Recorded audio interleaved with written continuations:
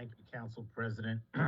Before I begin my remarks in support of this resolution, I wanted to thank former Congressman Bob Brady for his coordination efforts and leadership in helping bring the Philly Special Coalition together.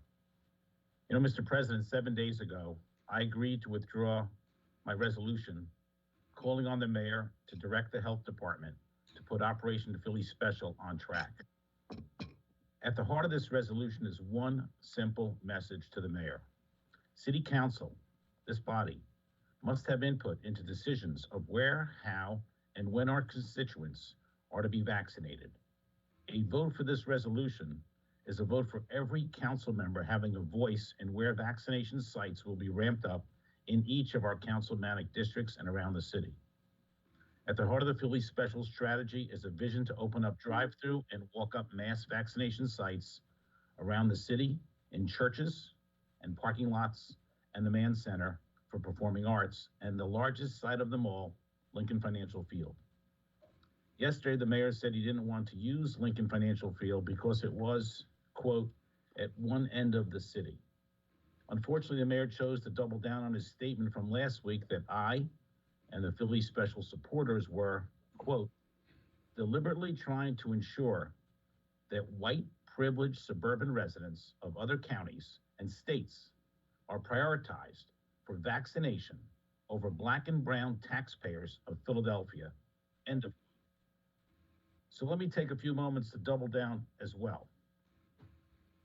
Mr. President, our city council helps the mayor lead a city that pre-pandemic relied on 240,000 non-residents coming in every day to work in our office buildings, eat in our restaurants, enjoy our cultural institutions, and yes, pay our taxes. These privileged suburban residents, as our mayor now calls them, pays half our city wage tax, almost half our city wage tax, and makes our city one of the greatest economic engines in the region and indeed the country. And now in the time of pandemic, we have to worry about them driving across City Line Avenue. And we have to protect ourselves from them crossing the Delaware to steal our vaccines. What world is our mayor living in? Every community in America, regardless of race, creed, color, or sexual orientation, is confronting this moment as an opportunity. Is confronting a scarcity of vaccines, and our mayor chooses to use this moment as an opportunity to pit one community against another. That's just not leadership.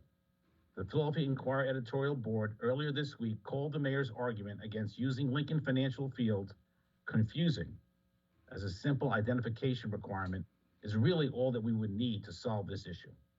It's more than confusing, it's irrational, and in the long run, dangerous. Colleagues, a few days ago, the Philly Special Coalition released information regarding how other big cities and FEMA are working to solve the problem of big city mass vaccinations in both the quickest and most equitable manner. Here's what we found. They're all now deploying or have completed plans to deploy their stadiums as mass vaccination drive-through and walk-up sites. All of these cities are suffering the same shortage of vaccines as we are. Yet none of them, not one, has decided to use this shortage as an excuse for failing to plan for the future. Mass drive-through sites and walk-up vaccination sites are happening at their stadiums. Of the biggest cities in America, those of 1 million population or more, New York, LA, Chicago, Houston, Philadelphia, Phoenix, San Antonio, San Diego, and Dallas, only one has no plans currently in place to use its stadium, and that is Philadelphia.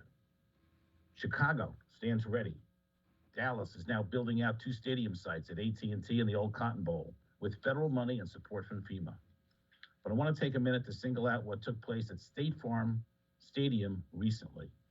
First, this is a stadium set outside of the city of Phoenix, Arizona. It sits in Glendale, Arizona, a white suburban area outside the city limits. President Biden and Vice President Kamala Harris chose to announce their plan to vaccinate America at this stadium. Despite the racial makeup of the city of Phoenix and the location of the stadium, they chose this site because they know something that should be important to all of us in Philadelphia. They know that stadiums are the fastest way to distribute vaccines in large metropolitan areas, but also that these sites, if supported by their resources, offer the most equitable option for vaccine distribution. Just listen to what the head of the White House COVID task force had to say, standing next to President Biden and Vice President Harris at that press conference. And I quote, "We're putting equity front and center, partnering with states to increase vaccinations in the hardest hit and hard to reach communities," end of quote. And why would they say that? The answer to this question explains why this resolution and your vote is important today. Stadiums like State Farm outside of Phoenix, FedEx Field in the suburbs of Washington, D.C., and M&T Stadium in Baltimore are being used right now to rectify the very inequities our mayor believes they symbolize. Here's why. Our mayor believes that the only way to achieve vaccine equity is to put more small vaccination sites in underserved neighborhoods. That is why they're ramping up sites in charter school, gyms, adult centers, and independent pharmacies. Here's what the White House COVID task force and every other big city mayor in America knows. The most efficient way to deal with racial inequity in vaccine distribution right now is to control distribution at mass vaccination sites and bring communities of color to them in partnership with trusted entities. That's why the president can speak of equity at a stadium in a white suburb serving a very large Latino population, because they all understand that no big city in America will ever have the capacity or the resources to vaccinate 50 to 100,000 people a week using normal neighborhood-based channels alone. And they certainly won't hit immunity levels fast enough if we focus solely on building new channels in underserved neighborhoods. Don't get me wrong, they all understand that it would be better if we could vaccinate folks in the health deserts where they live. Do you think Black mayors around the country don't want to vaccinate communities of color in their neighborhoods? Of course they do. They all have mobile vaccine units and community center programs in their plans as well. But that doesn't stop these mayors and their council members from using stadiums as a means to achieving both speed and racial equity in vaccine distribution. You don't hear Baltimore Mayor Brandon Scott or Washington, D.C. Mayor Muriel Bowser or Chicago Mayor Lori Lightfoot refusing to deploy their stadiums to achieve the fastest vaccination rates possible and as fair and equitable system as possible.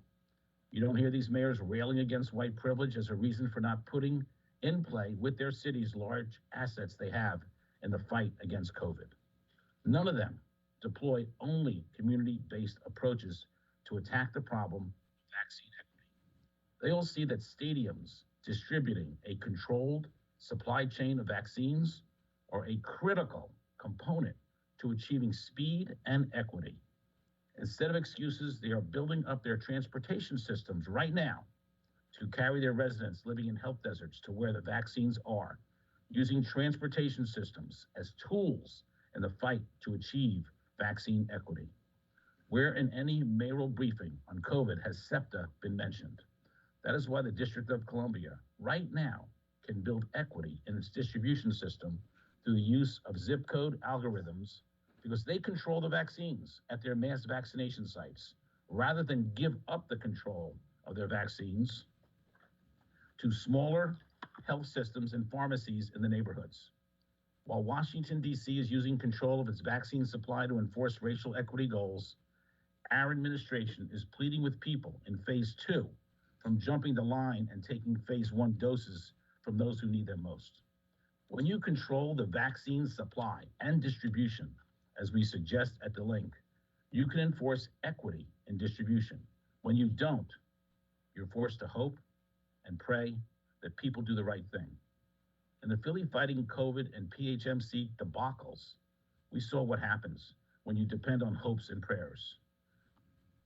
President Clark and my colleagues, we can't continue to watch from the sideline as every big city in America moves to achieve racial equity through the use of stadiums alongside community-based approaches. We cannot watch FEMA resources be put to use at a smaller location that has its own logistical challenges to overcome. Not when we're staring at a vacant stadium, location fit for use and in fact being promoted across the United States as a model for mass vaccine distribution All because our mayor believes it's a symbol of white privilege. We must act today and call on Mayor Kenny to adopt Operation Philly Special as a critical component of our fight against this deadly disease and have a plan ready to implement when the vaccine arrives. And that means number one, establish the link as Philadelphia's FEMA mega site and begin working with the Eagles and FEMA to bring this site online as fast as possible. The link alone can vaccinate more than twice the number of people vaccinated through every current site in the city on the best vaccination week we've seen. While bringing the link online, work with the Mann Center, our partnering Black churches and parking lots in every neighborhood of the city to do the same. Second, commit the vaccine resources to these sites to fulfill scheduled appointments. Third, work with SEPTA to establish a comprehensive system and schedule for trolleys, buses, and subways, targeting underserved communities to bring them to our Philly Special sites. Fourth, build one uniform web platform and telephone hotline, not 5 months from now, but 5 weeks from now, that allows people to register and schedule an appointment at a Philly Special vaccination site, scheduling to be based upon CDC prioritization and zip code algorithms, ensuring equity. Mayor Kenny, if you have a better strategy than Operation Philly Special for vaccinating Philadelphians in a faster and more equitable way, then we need to see it. To date, what we've seen is the use of pre-pandemic vaccine distribution channels, to which you've added sporadic vaccination programs at the Leocoris Center, the Convention Center, an adult community center, a charter school gym, and a building on the campus of a university. If that's what we've got after 1 year of planning, then it's time to let Councilmember Bass and council representatives on the Philly Special Coalition sit down with Commissioner Farley and OEM to pull together a new plan, one that is big enough and bold enough to meet the health crisis of our generation. Mr. President, members of City Council, it wasn't the X's and the O's of that Philly Special play that led us to the Super Bowl 52 and the Lombardi Trophy. It was imagination. Imagination, teamwork, and leadership to fight and win against all odds. We are in a battle for so much more today. This is our lives at stake. We can beat this pandemic if we work together. I ask for your support on this resolution, and I beg Mayor Kenny, to start a positive dialogue with this body. There are 17 willing leaders on this team's meeting. We all of us want to help. Let us show the nation that we as a city have not forgotten what it takes to make Philly special. Thank you, Mr. President, and I move for the adoption of this resolution.